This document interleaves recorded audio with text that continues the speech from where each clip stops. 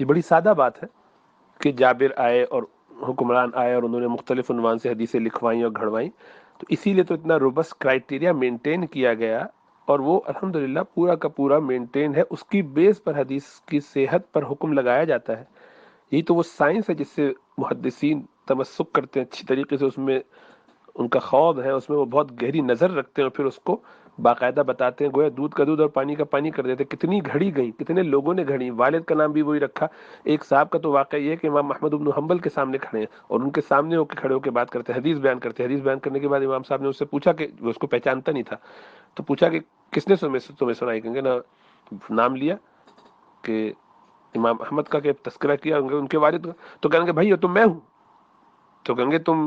امام احمد بن حنبل ہو؟ کہیں گے ہاں، تو کہ تم اکیلے تھوڑی امام احمد بن حنبل ہو، میرے پاس ایک اور امام احمد بن حنبل، کہ میرے پاس 5 اور ہیں۔ پھر ان کی بھی پوری پوری لائنیں کہانی سنا دی۔ تو گھڑنے والے ایسے لوگ موجود ہیں، لیکن محدثین نے یہی کمال کیا ہے کہ ایک ایک روایت کو تفصیل سے باریکیوں کے ساتھ ان کو دیکھ دیکھ کے ڈھونڈ ڈھونڈ کے حکم لگایا ہے، یہاں تک کہ جس میں اب 1 لاکھ سے زیادہ رجال کے بارے میں تفصیلات جمع کی۔ یہ ایسا علم ہے کہ جو پوری دنیا میں اس کی کوئی مثال نہیں ہے، کہ ایسے وہ 1 لاکھ کے قریب لوگ کہ جنہوں نے حدیث میں کہیں بھی کوئی تذکرہ کیا ہو، ان کا کچا چھٹا کھول کے رکھ دیا گیا، یہ تک کہ کہاں کون کس حالات میں کس سے ملا، کب پیدا ہوا، کس سے اس کا کیا تعلق رہا، کس طرح تلمس کیا۔ یعنی امام بخاری اور امام مسلم کے درمیان جو حدیث کی صحت میں ایک فرق آتا ہے، وہ یہ بھی بڑا باریک سا فرق ہے، جو مقدمے میں بار بار بیان ہوتا ہے اور آگے آپ دیکھتے ہیں تو سمجھ میں آتا ہے۔ مسلم شریف کے مقدمے کا تذکرہ کر رہا ہوں کہ کیا ثبوت لقا بھی ضروری ہے یا امکان لقا کافی ہوگا راوی اور مروی ان کے درمیان؟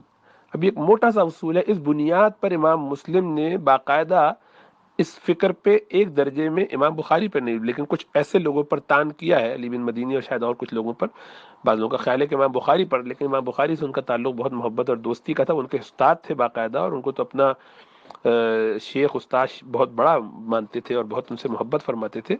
بلکہ جب ان کے خلاف جو ہے امام زہلی وغیرہ نے کچھ گفتگو کی، تو یہ اٹھ کے امام بخاری کے ساتھ چلے آئے تھے، تو ان کا حلقہ چھوڑ دیا تھا۔ تو یہ غیر معمولی حد تک محبت رکھتے تھے۔ چنانچہ یہ بات درست نہیں ہے کہ انہوں نے امام بخاری کے رد میں وہ بات لکھی، لیکن کچھ ایسے محدثین، امام بخاری کی یہ رائے بخاری شریف کی حد تک ہے کہ اس میں انہوں نے یہ اہتمام کیا ہے کہ ثبوت لقا بھی ہو، امکان لقا کافی نہیں، لیکن اسی لیے انہوں نے اور کتابوں میں لیا ہے، اور کتابوں کو اس میں انہوں نے امکان لقا پر بھی کتابیں میں حدیثیں لی ہیں، بلکہ اس کے بغیر بھی لی ہیں۔ تو یہ صحیح بخاری کا ایک معیار تھا، لیکن بہت سے ایسے محدثین ہو گئے تھے کہ جن کی رائے یہ تھی کہ نہیں، ثبوت ہی ہونا چاہیے ورنہ ہم اس کو قبول نہیں کریں گے، اور یہ معروف سا ایک فرق ہے دونوں میں۔ بہرحال تو ائمہ نے ایک ایک چیز میں باقاعدہ دیکھا ہے، تو آپ نے وہ واقعات سنے ہیں باقاعدہ کہ محض اس شخص کے اپنے گھوڑے کو چارہ کھلا کے جعلی طور پر ڈبہ دکھانے کی وجہ سے ایسا کہ گویا میں گھوڑا اس کا کہیں ادھر ادھر ہو گیا تھا ان کا، تو ان سے حدیث لینے کے لیے گئے تھے، اور جب وہ ترتیب یہ ہوئی کہ اس کو بلانے کے لیے برتن میں دکھایا، تو وہ وہ آ گئے، سمجھا کہ شاید، تو فرمایا تو تم اس میں کچھ ہے نہیں؟ کہا نہیں کچھ نہیں، وہ تو اس کو بلانے کے لیے کیا تھا۔ فرمایا یہ تو جو گھوڑے کو دھوکہ دے سکتا ہے وہ انسان کو بھی دے سکتا ہے، تو اس سے حدیث نہیں لی، سفر کر کے گئے تھے، واپس چلے آئے۔ اب ظاہری بات ہے، یہ تو ایک روبست میں آپ نے معیار بنایا تھا، اس لیے حقیقت میں ضروری تو نہیں کہ ایک آدمی اگر گھوڑے کو دھوکہ دے تو وہ حدیث جو بیان کرے گا وہ بھی غلط ہی ہو، لیکن چونکہ اس میں احتمال ہے، نہیں کیا، نہیں لی۔ اتنی باریکیوں کے ساتھ محدثین چلے ہیں 1400 سال کے اندر۔ تو جتنی بھی امام بخاری سے پہلے، امام مالک وغیرہ سے پہلے، اکثر بلکہ اس زمانے میں انہوں نے تو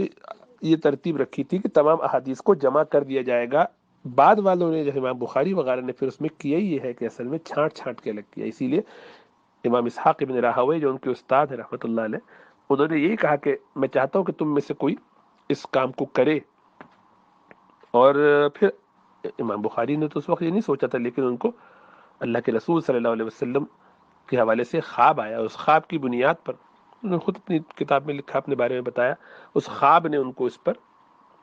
مائل کیا کہ وہ لکھیں، اور وہ یہ کہ رسول اللہ صلی اللہ علیہ وسلم تشریف فرمائے، بستر پہ لیٹے اور آپ کے اوپر مکھیاں ہیں جن کو یہ ہٹا رہے ہیں، تو اس سے وہ انہوں نے اپنے استاد کو بتایا، تو استاد نے کہا کہ اس کی تعبیر تو یہی ہے کہ جو لوگوں نے صحیح اور ضعیف اور گھڑی ہوئی روایتیں سب لا کے جمع کر دی ہیں، تم ان کو چھانٹ چھانٹ کے الگ کرو۔ سوال یہ ہوگا بھی ان سے پہلے والوں کو اس کی اس لیے ضرورت نہیں پڑتی تھی کہ ان کا تعارف خود صحابہ کے شاگردوں سے، تابعین سے یا اتباع تابعین سے یا خود صحابہ سے تھا۔ ابتدائی درجے کے لوگوں کو ڈائریکٹ ان سے ایکسیس تھا، جو فرسٹ ہینڈ نالج ان کے پاس تھی، تو انہیں اس سے فرق نہیں پڑتا کہ دوسرا ادھر ادھر کہاں بیان کرتا پھر رہا ہے۔ ہمارے اس طبقے اس گروپ کے اندر ایسے بہت سارے لوگ ہیں کہ جنہوں نے باقاعدہ ڈاکٹر اسرار صاحب سے پڑھا ہوگا، ان کے ڈائریکٹ شاگرد ہیں۔ تو بعد میں کسی اور اسی طریقے سے یا اور بھی کچھ لوگ ہیں جو ابھی بھی ڈائریکٹ غامدی صاحب کے شاگرد ہیں۔ ان کے لیے کتاب میں لکھی ہوئی، کسی آرٹیکل میں لکھی ہوئی کوئی بات کی اہمیت، اگرچہ وہ غلط ہو یا صحیح ہو، فرق نہیں پڑتا، اس لیے کہ انہوں نے خود اتنا وقت ان کے ساتھ گزار لیا ہے کہ وہ اس پر مطمئن ہے کہ انہوں نے ڈائریکٹ ان سے، تو ان کو ضرورت نہیں ہے۔ لیکن بعد والوں کے لیے ضرورت ہوگی، کیونکہ یہ تو اپنا علم لے کے دنیا سے رخصت ہو جائیں گے، تو بعد والوں کو ضرورت ہوتی ہے چھانٹنے کی، وضاحت کرنے کی، ایگزیکٹ کہا کیا گیا ہے۔ اسی لیے ابن عربی کی کتاب کو ان کے زمانے کے لوگوں کو اتنی پرابلم نہیں ہو، بعد والوں کو مسائل ہوئے تو ان کے لیے وضاحت کرنی پڑی۔ اسی طریقے سے مولانا مودودی کی کتابوں کی ان کی زندگی میں اگر نہ بھی ضرورت تھی تو بعد والوں کو ان کی وضاحتیں کرنی پڑتی ہیں، کچھ نے ساتھ اس وقت بھی کی۔ اب تو چونکہ میڈیا ہو گیا اور چیزیں بہت ایکسیسیبل ہیں، پرنٹ میڈیا بھی بڑی آسانی سے موجود رہا ہے پچھلے 100 سال میں تو اور زیادہ آسانی کے ساتھ، تو یہ کام اب ہونے لگا ہے کیونکہ چیزیں فوراً پہنچ جاتی ہے۔ اس زمانے میں نہیں ہوتا تھا کہ آپ نے کتاب لکھی تو پتہ نہیں زمانہ لگے گا دوسرے تک پہنچنے میں۔ تو کہنے کا مطلب یہ ہے کہ ان صحابہ کے شاگردوں کو جو ائمہ ہیں، امام ابو حنیفہ وغیرہ کو اور ان کے بعد والوں کو اس کی ضرورت نہ تھی کہ وہ ڈائریکٹ ان چیزوں میں ذرا، تو جو بھی کتاب لکھتا تھا اور کوئی بات کہتا بھی تھا، اس میں جو حدیث ذرا سی بھی ادھر ادھر تو وہ کھڑے کھڑے وہیں پکڑ لیتا تھا اس کو، اس لیے کہ ہر ایک نے ڈائریکٹ پڑھی ہوئی تھی چیزیں۔ یہ تو بعد والوں کے لیے ضرورت پڑی، اسی لیے بعد میں ہی جس وقت جس چیز کی ضرورت ہوتی ہے اللہ اس وقت اسی طرح کے رجال اٹھا دیتے ہیں، ان سے وہ کام لیتے ہیں۔ جس وقت قرآن کی تفسیر کی ضرورت پڑی تو مفسرین، جس وقت حدیث کی تفسیر کی ضرورت پڑی تو آپ کو محشی نظر آیا، اور ایسے ایسے بڑے بڑے لوگ کہ جنہوں نے باقاعدہ حدیث میں کام کر کے اس کو شرح اس کی۔ تو یہ کام اللہ سبحانہ وتعالیٰ حسب ضرورت حسب موقع لیتے ہیں مختلف عنوان سے۔ اللہ نے دین کی حفاظت کا ذمہ لیا ہے، یہ ممکن نہیں ہے کہ دین کی حفاظت ایسے ہو کہ 1400 سال میں وہ چیز غائب ہو جائے امت سے، بات سمجھ میں کسی کی نہ، اور آج ہمیں کوئی سمجھانے لگے اور ہمیں سمجھنے کی ضرورت پڑے۔ یہ بالکل دین کی حفاظت کے کانسیپٹ کے خلاف ہے۔ یہ تان خود اللہ سبحانہ وتعالیٰ پر قرآن پر ہے کہ انا نحن نزلنا الذکر وانا له لحافظون، کہ قرآن کے وہ مفاہیم بالکل ہی غائب ہو گئے اور لوگوں کو سمجھ میں ہی نہیں آئے، اس کے لیے ہمیں اب 1400 سال بعد ضرورت پڑی کہ کوئی آ کے سمجھائے۔ تو یہ ایسا نہیں ہے۔